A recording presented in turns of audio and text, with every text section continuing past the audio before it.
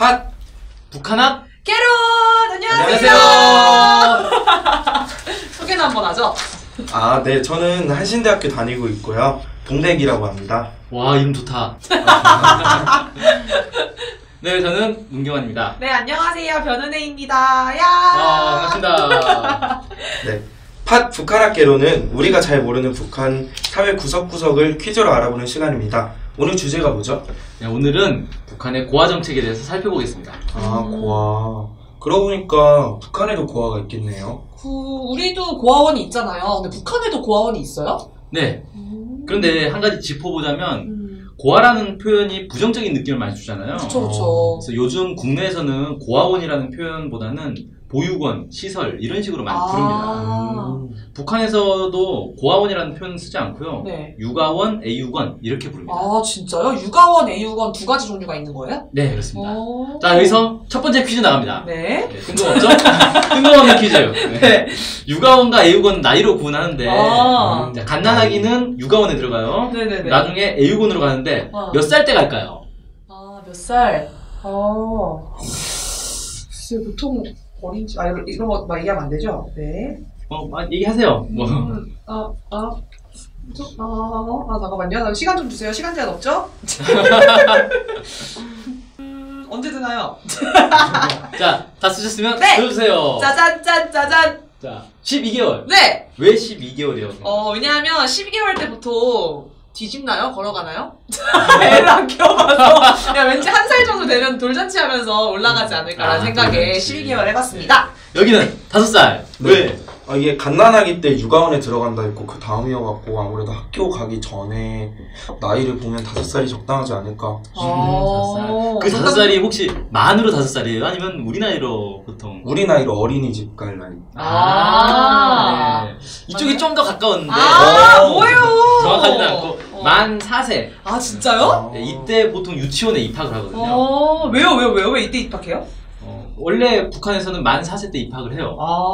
그래서 사실 북한이 좀 빠른 편이에요. 교육 과정에 들어가는 게. 그래서 대학에 들어갈 정도 되면은 나이가 우리보다 한 2살 정도 차이가 나요. 아, 진짜요? 네. 2살보다 2살 어리다. 네, 어리다. 그래서 같은 학번이어도 우리보다 2살 어린 경우가 많습니다. 그러면 육아원이나 애육원은 다 국립인가요? 네, 북한에는 우리처럼 사립, 사설 이런 보육시설이 없습니다. 다 국립입니다. 근데 애육원에는 유치원생부터 있다는 건데 학교 들어가게 되는 건 어떻게 되나요? 네, 북한에는 고아들이 다니는 학교가 따로 있습니다. 그걸 초등학원, 중등학원 이렇게 부릅니다. 왜 고아들만 따로 학교 다녀요? 그냥 우리나라처럼 다른 학생들이랑 섞어서 다니는 거 아니에요? 아, 그게 좋겠죠. 네. 근데 이게 북한 보육제도의 특징이라고 할 수 있는데 우리는 이제 고아들이 시설에서 생활하면서 인근 학교에 가서 다른 학생들하고 함께 수업을 들어요. 그쵸, 네. 그러니까 생활은 시설에서 관리를 하고 네네네. 학업은 학교에서 관리를 해요. 네네네. 이게 따로따로 되는데 북한에서는 그걸 그냥 하나로 통합한 거예요. 그러니까 생활과 학업을 하나의 기관에서 통합 관리한 체계다 이렇게 이해하면 될 것 같고요. 뭐 각각 장단점은 있을 것 같아요. 그러면 북한 고아들은 모두 그 육아원에서 시작해서 애육원, 초등학원, 중등학원 이렇게 다니는 건가요? 아니면은 뭐 우리 같은 경우는 뭐 입양도 하곤 하잖아요, 중간에. 그럼 북한도 혹시 그런 게 있나요?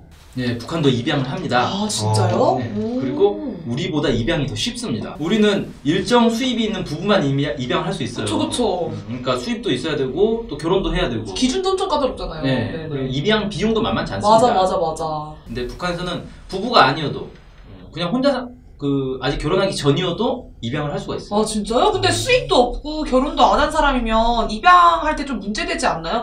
아이한테 너무 좀 안 좋을 수도 있을 것 같은데? 그렇게 느껴지죠. 네네네. 근데 일단 북한에는 수입이 없는 가정이 없습니다. 아, 맞다.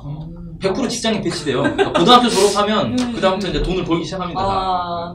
그리고 뭐 가정주부만 한다? 네네. 그러면 그거는 가족 중에 돈 버는 사람이 있으니까 가정주부가 할 수 있는 거죠. 네네네. 가족 중에 한 명 이상은 반드시 직장을 다닌다 보면 되고.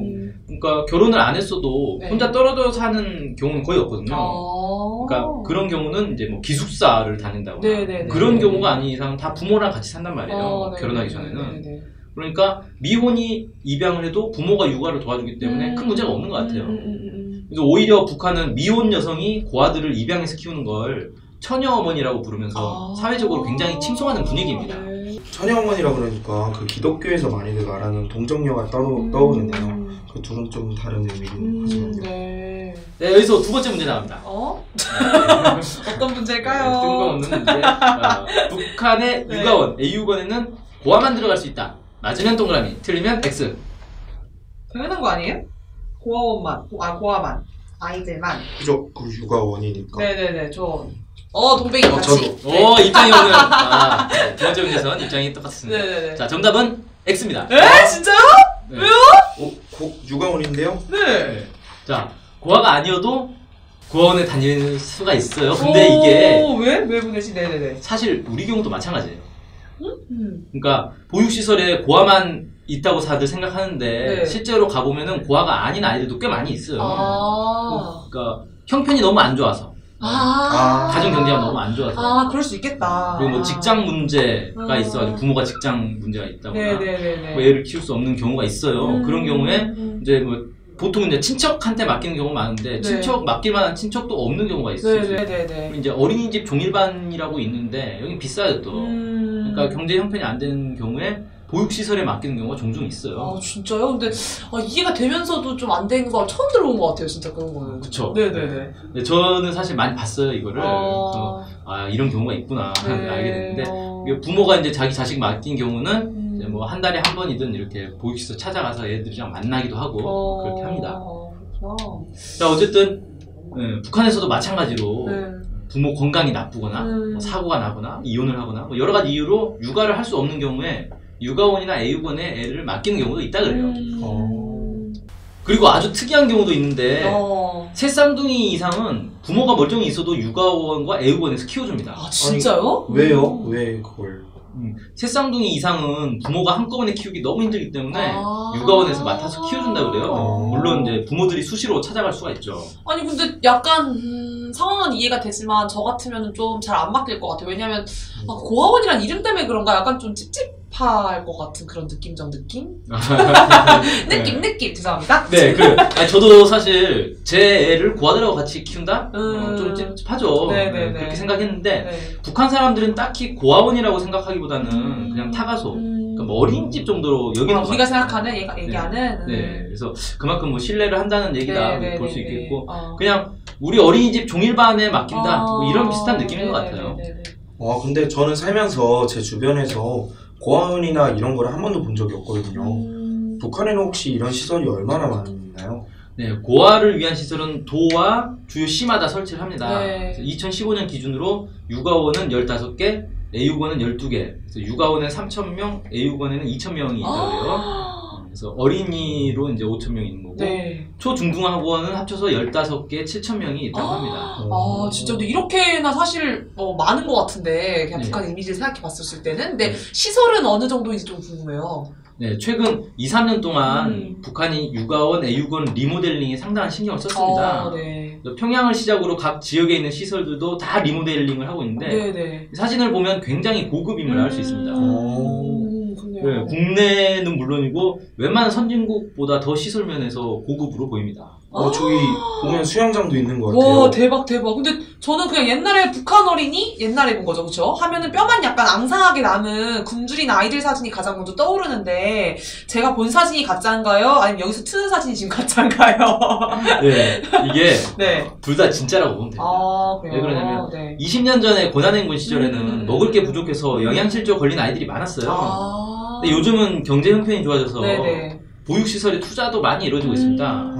그 중국의 국경지대에서 탈북 지원 사업하는 사람들 얘기 들어보면 옛날에는 보육시설에서 먹을 걸 제대로 안 주니까 도망을 쳐가지고 불황하러 떠도는 아이들이 많았는데 요즘은 이제 반대로 보육시설 들어가야 먹을 걸 많이 주니까 제발로 찾아 들어간다 그래요. 대박이다 진짜. 그러니까 이게 북한이 그동안에 많이 발전했다 이거죠? 네, 그렇게 보면 되겠습니다. 여기서 세 번째 퀴즈 나갑니다. 네? 네. 정말 뜬금없네요. 이번에 객관식이에요. OX입니다. 객관식이요? OX 문제입니다. 죄송한 고아원의 뿌리는 만경대 혁명학원이다. 맞으면 O, 틀리면 X. 죄송한데 만경대 혁명학원은 모르겠어요. 그런 학원이 있어요. 모르겠는데? 그럼 모르겠으니까 X? 저도 모르겠어요. 네. 알면 대박이다. 맞으면 대박 진짜. 네, 그냥 O예요. 역시 틀릴 줄 알았어. 네. 처음 들어보는 이름이니까. 네, 너무 처음 들어봐요. 네. 무슨 학원이에요? 네, 이게 북한에서 네. 공식적으로 고아원의 뿌리가 만경대 혁명학원이나 이렇게 표현하진 않는데 이게 북한 역사를 보면요. 네네네. 그 해방 후에 네. 이 항일운동 과정에서 죽은 독립운동가들이 많을 거 아니에요. 그렇죠, 네네네. 그 사람들의 자녀들이 있을 거 아니에요. 네네네. 이 자녀들을 위해서 1947년에 평양 혁명자 유가족 학원이라는 걸 설립해서 키워요. 네, 근데 이 애들이 이제 독립운동 주로 만주에서 많이 했잖아요. 중국 쪽에서 많이 했기 때문에 네네네. 이 아이들도 중국에서 떠돌이 생활을 했던 거예요. 네네네. 그러니까 이 간부들을 중국에 파견을 해가지고 네. 이 아이들을 이제 다 찾아오게 됩니다. 아, 진짜요? 네. 그래서 이게 이제 북한 고아원의 뿌리다. 뭐 이렇게 얘기할 수 있고 이게 나중에 만경대 혁명학원으로 이름이 바뀝니다. 근데 어쨌든 일제강점기 시대라고 하면은 그때 고아분들은 지금 다 할아버지가 됐을 텐데 그럼 이 학원은 없어진 건가요 지금? 네, 아니요. 그 이후에 네. 한국전쟁 당시에 전사자 유자녀 또 받았고 네네네. 그 뒤에도 고위 간부들이 순직할 경우에 유자녀들을 받아서 지금도 유지가 되고 있습니다. 그러고 보니까 한국전쟁 때 고아들이 엄청 많았을 것 같은데 네네네. 북한은 그거 어떻게 해결했나요? 맞아. 근데 우리 같은 경우는 영화 같은 거 많이 나오지만 미국에서 많이 입양. 맞아. 그렇죠. 해외 입양 진짜 네, 붐이었죠. 네. 근데 당시 전쟁 고아 수를 남북이 합치면 10만 명 정도 됐어요. 10만 명. 어마어마하죠. 네네네. 그래서 북한에서는 남포혁명학원, 해주혁명학원 뭐 이런 것들도 만들었고요. 네. 여기에 뭐 700명씩 고아를 입학시켰다고 해요. 네네네. 그리고 군인이나 애국 열사들 유자녀들은 이런 데 들어가고 일반 고아들이 있을 거 아니에요. 그냥 네네. 민간인인데 그냥 폭격으로 죽었다. 네. 그래서 고아됐다. 네. 이런 이제 고아들을 위해서 도마다 보육시설을 만들고 했는데 사실 이렇게 보육시설 만들어도 이게 10만 명이면 남북 합쳐서 10만 명이면 그냥 평균 뭐 북한 5만 남한 5만 뭐 이렇게 생각해 보면 5만 명이나 되는 아이들을 이렇게 해서는 감당이 안 되거든요. 네네네. 그래서 이게 북한이 선택한 방법이 뭐냐면은 위탁교육이라고 해가지고 위탁교육이요? 네. 루마니아, 폴란드, 몽골, 체코 이런 사회주의 국가들에게 우리 아이들을 좀 맡아달라. 우리가 도저히 이제 지금 경제 형편상 뭐 전쟁 중이고 뭐 전쟁 막 끝나가지고 뭐 너무 엉망인데 네. 좀 맡아달라 해서 수백 명, 수천 명 단위로 단체로 위탁 교육을 보내는 거예요. 이게 인솔 교사까지 딸려가지고 이렇게 보냈다고 합니다. 네네네. 그래가지고 이제 몇 년이 지나고 나서 이제 전쟁 후에 이제 복구를 했을 거 아니에요. 네. 복구하고 나서 이 아이들이 단체로 다시 또 귀국을 이렇게 했다 그래요. 귀국을 했으면 그 입양을 보낸 게 아니네요. 그게 맞아. 한 명씩 맡기는 게 아니라 그게 단체로 맡겼다가 다시 이렇게 단체로 귀국하는 게 참 인상적인 것 같아요. 그러니까요. 근데 약간 사설 고아원이 없고 모두 국가가 고아원을 일단 운영을 하고 고아원이지만 고아 아닌 아이들도 함께 자라고 또 그 아이들을 위한 초등학원과 중등학원 같은 고아들을 위한 교육시설이 따로 있다는 것도 되게 진짜 특이한 것 같아요. 진짜 우리랑은 확실히 개념이 다르네요. 네, 그렇죠. 신기하구나. 네네네. 네, 오늘 이제 방송 내용은 이제 다 마쳤는데. 너무 아쉬워요. 재밌다. 벌써 끝이. 네. 오늘 이제 처음 출연하셨잖아요. 네네네. 네, 느낌을 한번 들어보고 싶어요. 어땠는지. 네. 우리 이쪽 동백. 네, 저는 이거 보니까 되게 놀랐어요. 되게 제가 우리나라만 생각해서 그런지 일단은 고아들 아닌 애들도 이렇게 받아갖고 키우는 것도 굉장히 문화 충격을 받았고 그리고 제가 북한에 대해서 얼마나 지금 모르는 게 많나 이런 걸 다시 한번 느낄 수 있게 해준 것 같아요. 네. 저도 방송 맨 처음에 이제 같이 좀 해보자 출연 제의 받았을 때 되게 무거울 거라고 생각을 했는데 생각보다 너무 재밌고 우리 좀 셋이 합이 좀 잘 맞는 것 같고 처음인데 이렇게 잘 맞는 이게 충격이네요. 네, 그리고 저도 약간 동백이 한 말처럼 진짜 우리가 잘 모르고 있었고 되게 진짜 쉽게 접근할 수 있을 것 같다라는 생각이 들면서 오늘 방송이 굉장히 유익했었는데 여러분들도 같이 들으시면서 유익했으면 좋겠습니다. 네, 오늘 네, 이것으로 오늘 방송 마치겠습니다. 네. 지금까지 시청해주셔서 고맙습니다. 다음 주에 또 만나요. 또 만나요. 제발. 느낌.